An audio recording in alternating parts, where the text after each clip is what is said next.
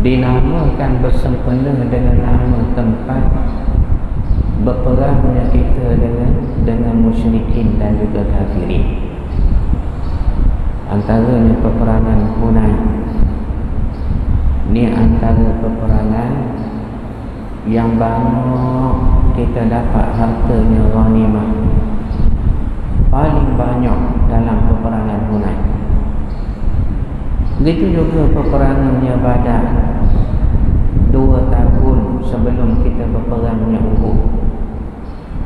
Ni semua sekali antara peperangan yang dinamakan bersempena dengan nama tempat berperangnya kita dengan musyrikin dan juga dengan kafir.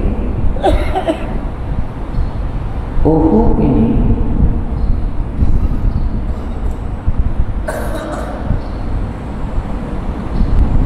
merupakan satu tempat yang selain daripada berperang, ia disebut riwayatnya tentang hujung hayat Rasulullah sallallahu alaihi wasallam, iaitulah Nabi kita pergi ke Uhud.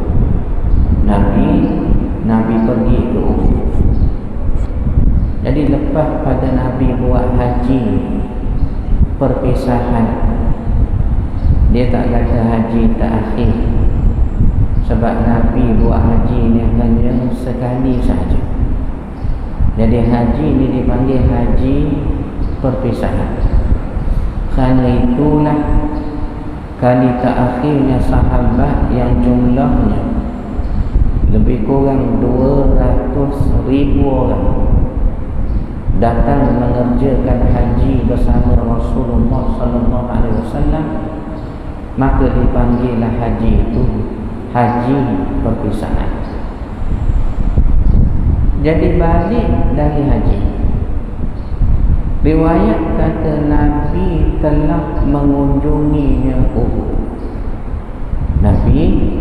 Nabi pergi ke Uhud dan Nabi mendoakan semua syuhada di Uhud tu, yang kita kalau sampai Madinah selepas dah kita ziarah Rasulullah sallallahu alaihi wasallam, kita ambil masa sekejap tu pergi Quba kah, perginya ke Uhud kah, dan kita ziarah ya syuhada kita di Uhud.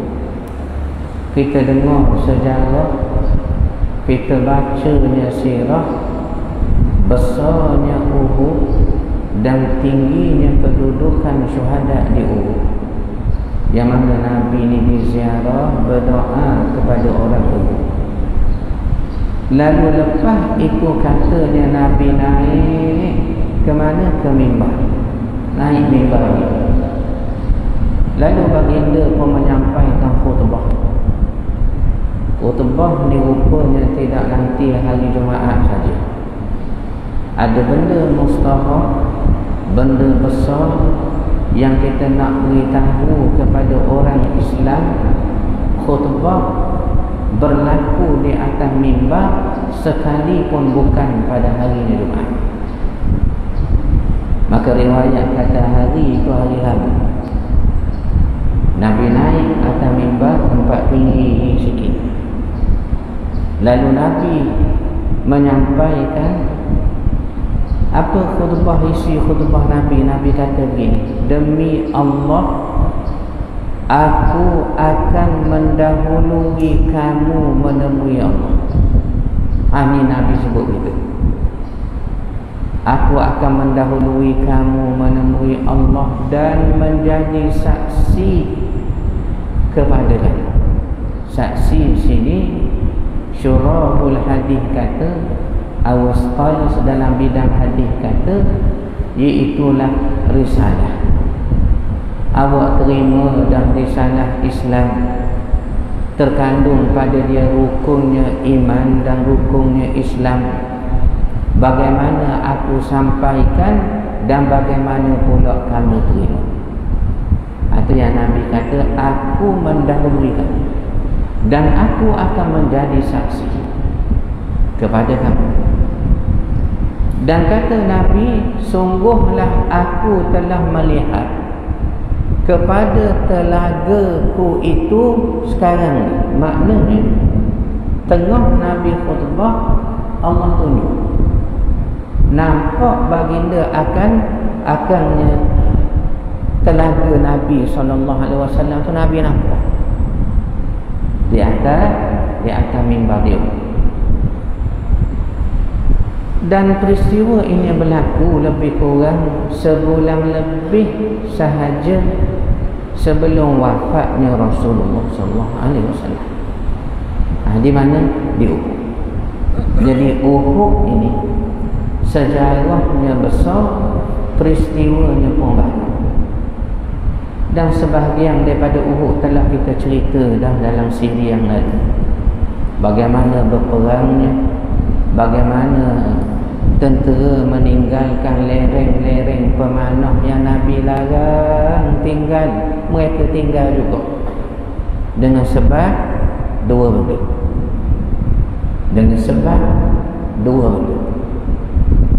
Dan dua benda ini bila kita baca dalam sirah, sampai ke bila-bila hatta sekarang ni pun kita tengok begitulah manusia. Kalau sebab dua benda ni, dia mudah tinggal agama, mudah jadi rosak agama. Apa dia? Pertama, dia tinggal lereng pemanah itu dengan sebab khabar angin. Dengan sebab khabar angin. Berita tak betul, kajinya tak kaji, pakai terima, pakai percaya. Itulah katanya Rasulullah SAW wafat dah, mati dah Nabi. Maka dengan sebab terima berita khabar angin, naik apa lemah mereka ni semangat, tinggal kepada lereng pemanah satu. Kedua, mereka tinggal tempat pemanah ni kerana apa dia? Harta ghanimah. Harta ghanimah yang bakal mereka dapat setelah berperang. Dua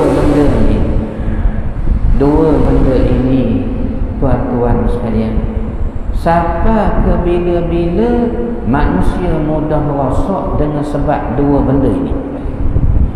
Khabar angin ataupun fitnah benda tak betul.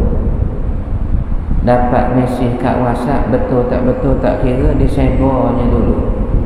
Dalam kuliah sirah kita ini, kita dah sebut dah dulu sekali. Apa dia?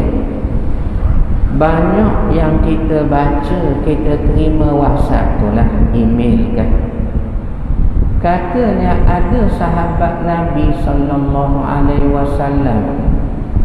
yang nak balas pukul Nabi beberapa hari sebelum Nabi wafat. Dia nak balas pukul Nabi tu dalam masjid Nabi sendiri. Ni tuan-tuan pernah dengar, pernah dapatlah mesej begini. Katanya nama sahabat ini Uqashah. Bila Nabi kata, ada kedak orang-orang ni aku terbuat tak baik atau ada hutang dengan aku ni, maka yang kita duk baca sokmo dan kita percaya tu, katanya bangun seorang sahabat namanya Uqashah. Dia kata ada Rasulullah, waktu engkau atas unta aku duduk di bawah, jatuh cemeti engkau terkena aku nak balas. Ni tuan-tuan biasa terima riwayat. Ni mustahak kita belajar sirah di Masjid Bukhari kita ni dah 3 tahun dah tuan kita belajar sirah. Setiap Jumaat, minggu keempat seperti ini. Ni pun dah sampai Uhud, umur Nabi sudah 57 tahun. Maknanya lama tak kita belajar sirah di masjid kita. Riwayat ini adalah riwayat palsu. Riwayat palsu. Seperti kita dengar dalam Uhud, setelahnya Hamzah ditombak oleh Wahsy ibn Harb. Wahsy ibn Harb ini adalah hamba abdi milik Jubair ibn Mut'im. Dia diupah oleh Hindum binti Utbah bunuh Hamzah, kerana Hamzah bunuh ayah aku Utbah. Kalau mati Hamzah, aku akan bebaskan kamu merdeka satulah, dan aku jadikan kamu orang kaya raya. Setinggi mana kamu berdiri, setinggi itu aku beri emas dan perak kepada kamu. Maknanya sudahlah merdeka, kaya raya sekelip mata. Dia kata setelahnya Hamzah dibunuh, yang kita dengar betul, dibelah dadanya, direntak tarik keluar jantungnya, ya.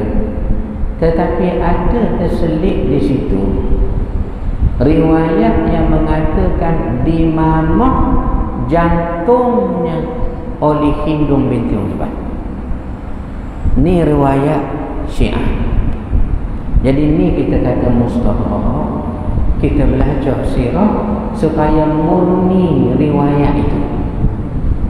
Betul Hamzah dibunuh, dibelah dada, ditarik jantung, bahkan dilapah kulit kakinya Hamzah, dibawa balik kulitnya ke Makkah, lalu dijemur di bawah panas terik. Macam panas sekarang ni, dijemur kulit kaki Hamzah itu. Bila kering, Hindum potong kerat,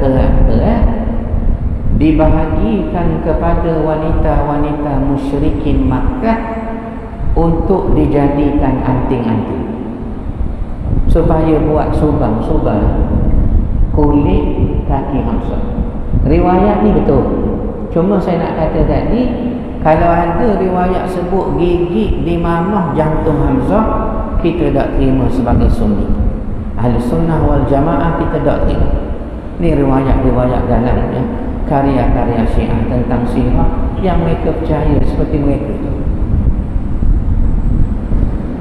Jadi bila sebut begitu, Hamzah dibunuh dalam peperangan Uhud, ada satu istinbat hukum berlaku di sini dengan sebab kita baca sirah. Mana nak kata riwayat di pertamanya, sebelum kita istinbat hukum, kena sahih sungguh-sungguh mengikut neraca Ahlussunnah. Sebab tu bila kata Wahsy nak pukul Nabi ni riwayat palsu. Sebab kita mengaji sirah dulu, sebelum berperang Uhud ni kita perang Badar dulu. Kita perang Badar dulu. Badar berlaku ketika umur Rasulullah sallallahu alaihi wasallam 55 tahun. 55 tahun.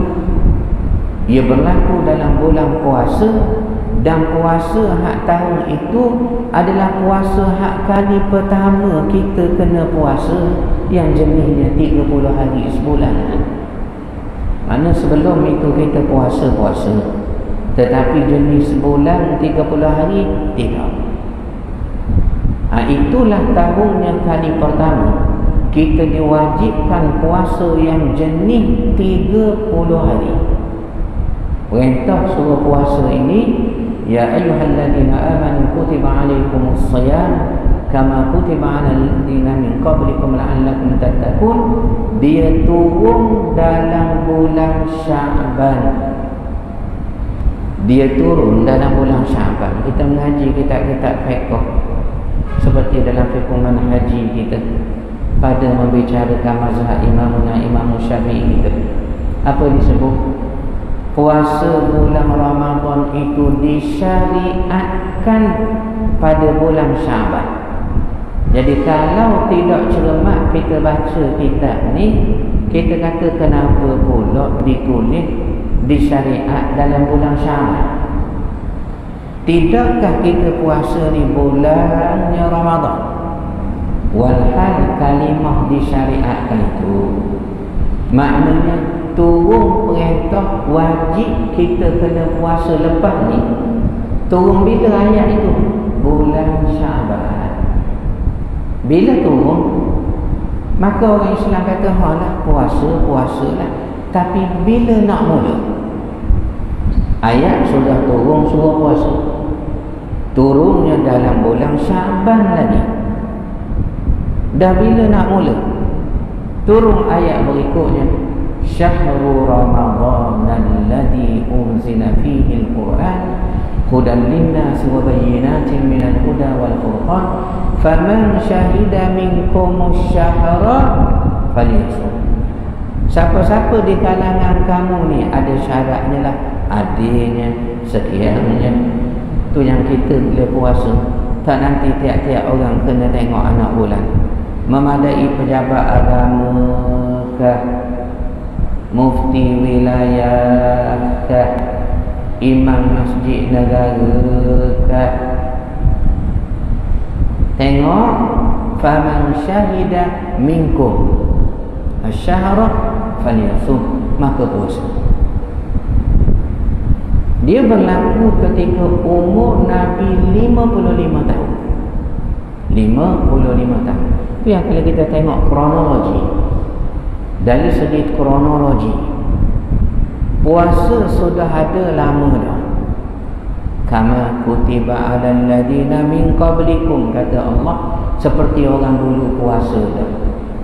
Ahli tafsir kata, bila Allah kata orang dulu puasa dah, orang pertama yang berpuasa atas muka dunia ini ialah Nabi Nuh alaihi salam. Allah namanya Nabi Nuh.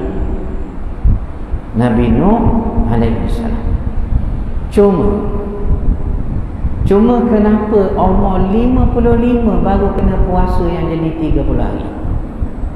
Ini kita kata kronologi, puasa sudah ada ibadatnya, tapi tata cara yang ditunjuk kepada Nabi itu, sebulan 30 hari itu, ia hanya berlaku ketika umur 55 tahun. Ibu bapa sekalian, tepat kita ni minta maaf kalau saya sebut antara benda yang orang balah dak berpakat berkhilaf sama-sama tu, apa dia? Hal berkait dengan niat.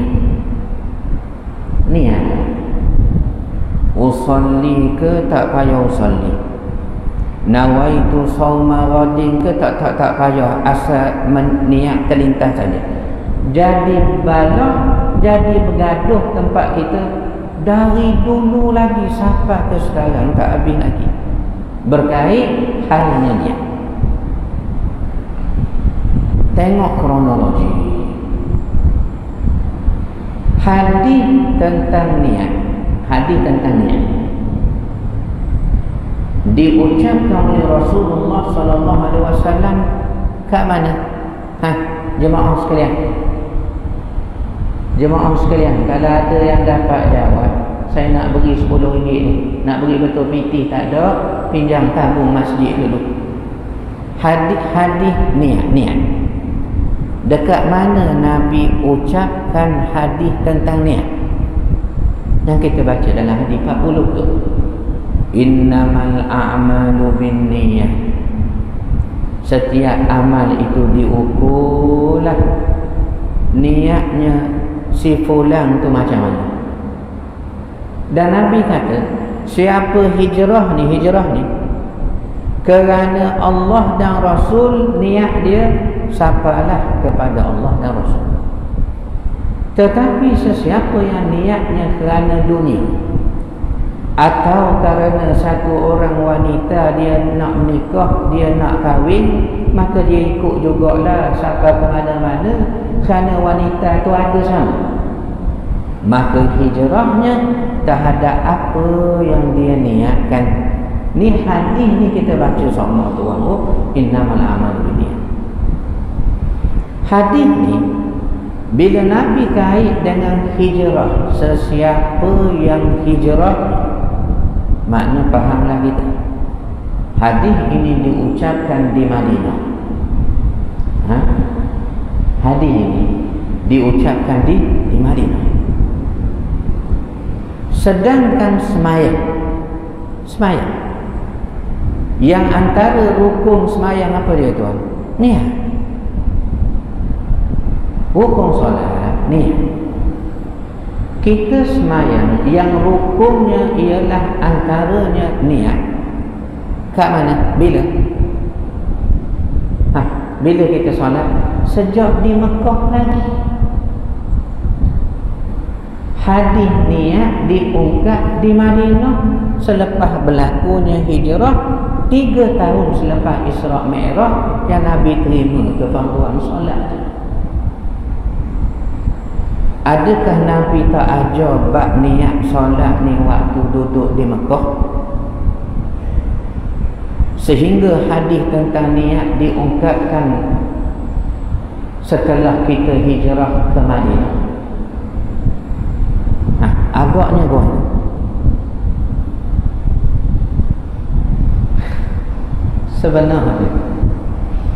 sebenarnya tu kalau dah ajar tentang niat pun, niat solat maksud saya, niat puasa, niat nak ambil wudu, niat nak sedekah, niat. Kalau tidak diajar satu-satu pun, niat ni benda paling mudah sekali, terpaling mudah. Ulang sekali lagi tuan, paling mudah. Dia tidak berhajat pada waktu. Dia tidak berhajat kepada awak hadas kecil, hadas besar. Kalau niat selain daripada ibadat yang mewajibkan mengangkat hadas, seperti zikir. Zikrullah, kata Ibnu Abbas, satu-satunya ibadat yang tidak terikat dengan waktu dan tidak ada waktu haram pada dia. Ada orang berzikir tak boleh lepas asar, lepas subuh. Ada orang nak berzikir kalau hadas besar, seperti kaum wanita tu dalam haid, maka dia tak boleh berzikir, lagi disuruh berzikir. Tetapi niat nak berzikirkah, nak puasakah, atau nak solatkah, benda terlalu mudah sehingga Nabi tak perlu tunjuk. Walaupun niat itu merupakan rukun dalam solat dan kita solat sejak berada di Mekah lagi. Kenapa? Terlalu mudah. Apa dia niat? Patut kuliah kita ni sirah dah jadi begini, tak pernah kerana bolok sangat, kerana balok sangat. Niat, motif, tujuan, qasad kita. Niat ni adalah satu benda mari dalam hati. Sifat dia tak nampak, tidak nampak. Hanya Allah dan kita punya badanlah tahu apa niat kita tu. Sebab tu Nabi kata, siapa niat hijrah ni kerana, nampak tak? Menunjukkan apa dia? Tak tahu niat masing-masing kan? Jadi niat ni benda yang terlintas dalam hati yang tak ada orang tahu. Bila dia benda yang terlintas, menunjukkan benda paling mudah, tak perlu setting. Ada orang setting niat. Tuan-tuan beritahu saya, ada orang kena setting niat. Apa? Niat ni dia mari niat. Cuma melafazkan niat itu hukumnya sunat. Ni kita terima. Yang kita nak cerita ni apa dia? Janganlah benda mudah gini siapa berbalong-balong.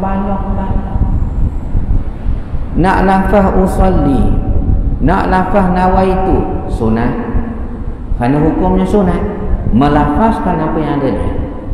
Kalaupun dia tak sebut usalli, dia tak sebut nawaitu, sudah sah ibadatnya kerana ibadat berhajat kepada niat bukan kepada lafaz. Cuma lafaz adalah hukumnya sunat, kita lafazkan. Maka nak selesai benda ni tak payah.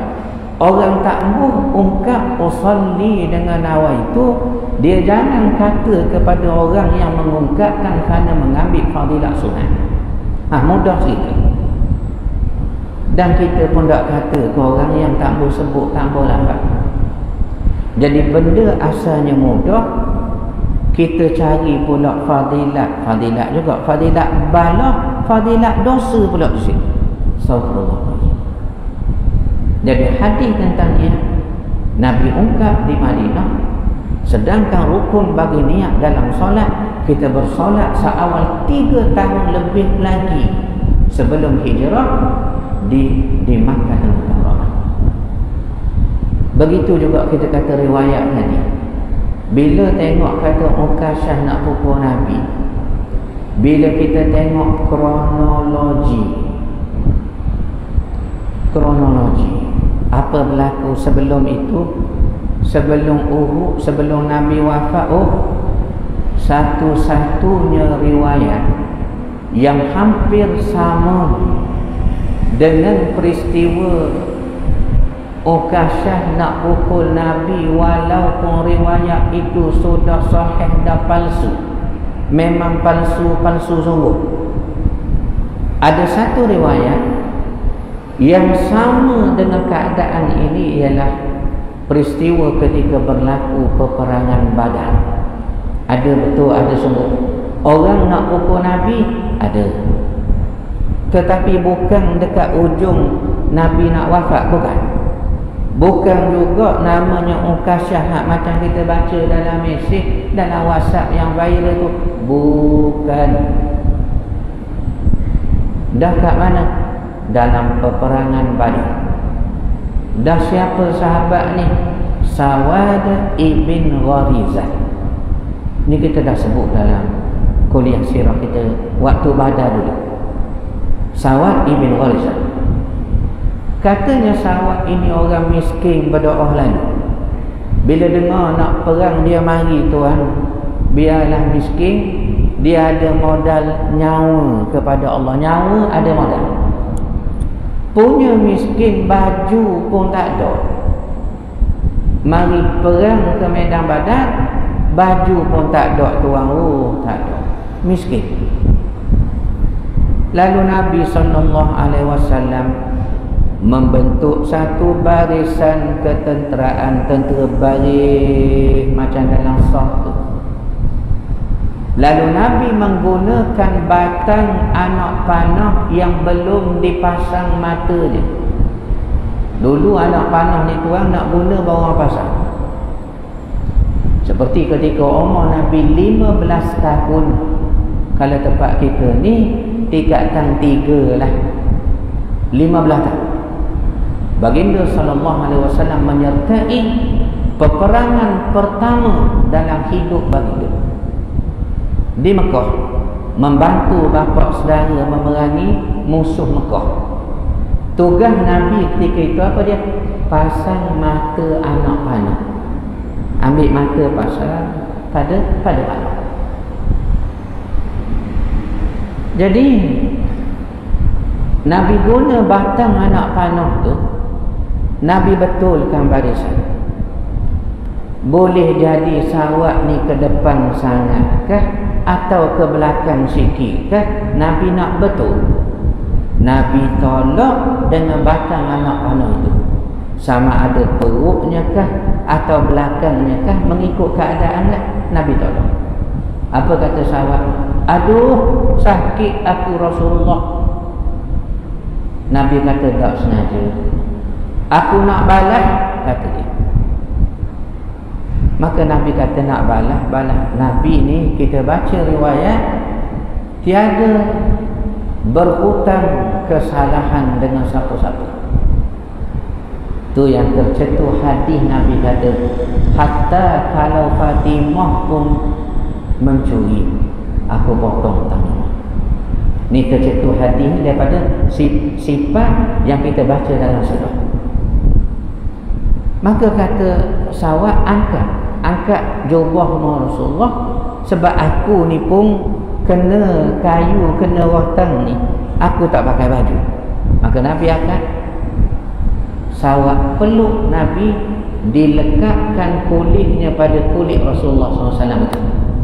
Kerana memang dia nak peluk begitu Nabi.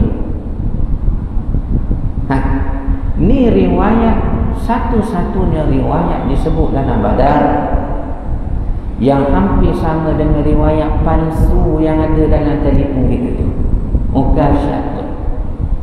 Jadi orang sebenar yang membalas pukulan tidak sengaja Nabi nak betul barisan ialah Sawad ibn Warizah, dan riwayat ini disebut sebagai sahih di dalam peperangannya Badar ketika umur Nabi 55 tahun. Umur 55 tahun. Jadi puan-puan sekalian, moleklah kita tamat di sini, panjang umur kita sambunglah pula, mudah-mudahan kita dah sampai kepada Uhud. Selepas ni kita akan sambung lagi beberapa syariah operasi ketenteraan selepas Uhud sebelum masuk kepada peperangan berikut. Wa sallallahu ala sayyidina wa habibina Mustafa wa ala alihi wa sahbihi ajma'in walhamdulillah.